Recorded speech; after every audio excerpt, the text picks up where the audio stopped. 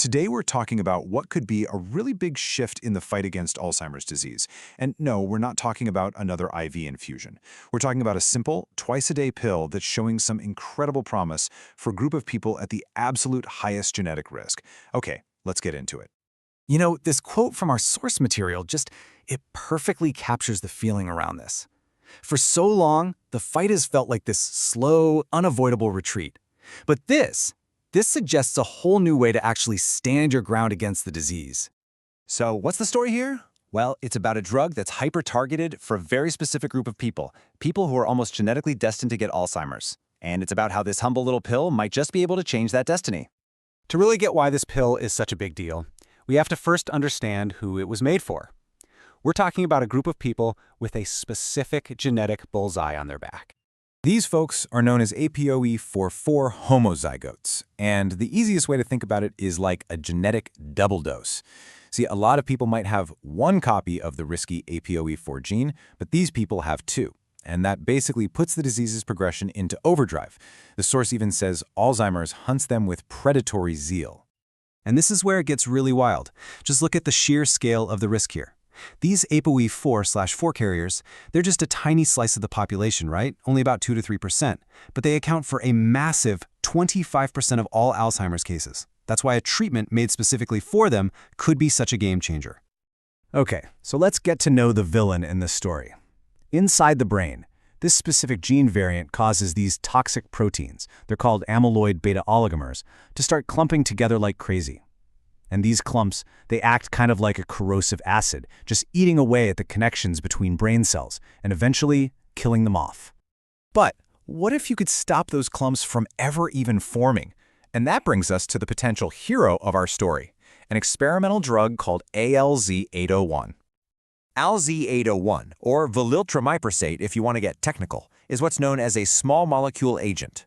Now, its job isn't to go in and blast away plaques that are already there. Instead, it acts more like a bodyguard. It intercepts those amyloid proteins while they're still floating around and stops them from ever clumping together in the first place. It's basically a preventative shield. And this slide just lays it all out, plain and simple. On the left, you've got the current treatments. They're plaque busters. They need IV infusions in a clinic, and they come with a really high risk, we're talking 30 to 40% in this group, of dangerous brain swelling or bleeding called ARIA.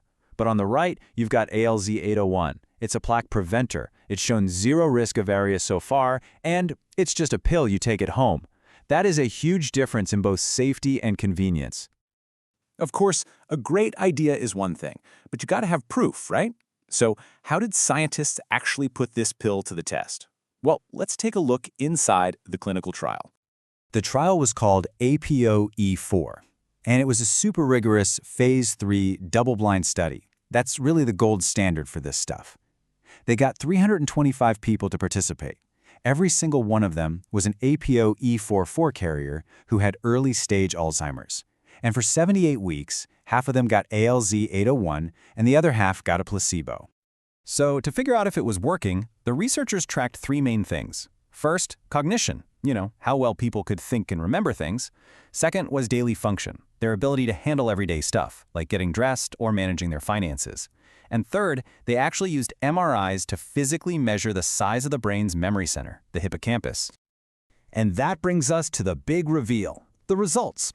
After 78 weeks of all this careful testing, what did the data actually show? Well, this is where the story gets really compelling. The headline number is this: 52%. For the patients who are at the very, very earliest stage of the disease, it's called mild cognitive impairment, or MCI, the drug slowed down their cognitive decline by more than half compared to the placebo. I mean, that is a huge, huge effect. And it wasn't just about what people could remember on a test. The physical evidence was right there in the brain scans. Those same MCI patients had 26% less shrinkage in their hippocampus, so this suggests the drug wasn't just covering up symptoms, it was physically protecting the brain's memory headquarters from wasting away. Now, remember that really dangerous side effect, ARIA? Well, the number of patients taking ALZ-801 who experienced it was zero. A big fat zero. A perfect safety record on the one complication doctors fear most for this group. That is, without a doubt, one of the most important findings from this whole study. The person leading the trial, Dr. Susan Abushakra, she just summed it up perfectly. She said this isn't about masking symptoms, this is synaptic safeguarding. It's actively protecting those vital connections that actually make our brains work. Okay, so with all this incredible data, you have to be thinking, is this the miracle drug we've all been hoping for? Well, like with all good science, there's a little bit of important nuance we need to talk about.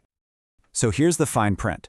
When they looked at the entire group of patients, including those who were a little further along in their disease, the study actually narrowly missed its main statistical goal. The really powerful, undeniable effect was concentrated in the people who started the treatment at the absolute earliest stage. So what's the takeaway? It seems like intervening early is everything. So where does this all mean for the future? Let's zoom out a little and think about the ripple effects this could have if the drug actually makes it to market. Now, it is really critical to be clear here. This is not a cure. The goal is what the source calls a pharmacological postponement. Think of it as a targeted shield specifically designed to defend the brains of those who are most at risk, buying them precious months, maybe even years of good cognitive health. And a drug like this could set off a whole chain reaction of changes. It could make early genetic screening for that APOE4/4 gene a top priority. It could shift the whole treatment mindset towards preventative pills instead of reactive infusions, and, because a pill is just so much easier to get to people, it could dramatically improve access for everyone. The company says it plans to file for FDA approval by the end of this year. Which leaves us with this one last, really fascinating question. For decades, we've all been searching for that one silver bullet to cure Alzheimer's. But what if the real breakthrough isn't a single weapon to destroy the disease after it's taken hold? What if it's a personalized shield, designed to defend the people who need it the most, long before the battle is ever lost?